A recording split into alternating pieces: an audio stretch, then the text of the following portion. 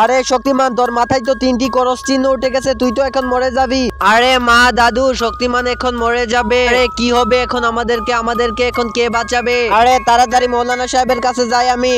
আরে মৌলানা সাহেব, আমার মাথার উপর 3টি ক্রস চিহ্ন উঠে গেছে। আরে শক্তিমান, তুমি এইদিকে আসো, বাসায় যেয়ে চুপচাপ শুয়ে পড়ো। এই তো শক্তিমান শুয়ে আছে, শক্তিমানের কাপড়গুলি আমি নিয়ে যাই। এই তো আমি শক্তিমানের কাপড় পরে শক্তিমান হয়ে গেছি। এই ছেলে, আমাকে বই পা। যদি তুমি উড়ে দেখাতে পারো তাহলে বই পাবো। আরে আমি উঠতে পারছি না কেন?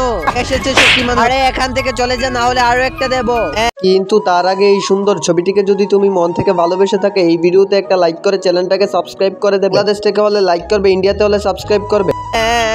আরে ছেলে, আমি তো শক্তিমান হতে চেয়েছিলাম, কেউ আমাকে শক্তিমান মানছে না, আর আমি আকাশে উঠতেও পারছি না। আরে মা, শক্তিমান হতে হলে মানুষকে সাহায্য করা লাগবে, এমনকি মানুষের বিপদে পাশে দাঁড়াতে হবে। আরে বন্ধুরা, তোমরা যদি শক্তিমান হতে চাও, ভিডিওতে একটা লাইক করে চ্যানেলটাকে সাবস্ক্রাইব করে দাও।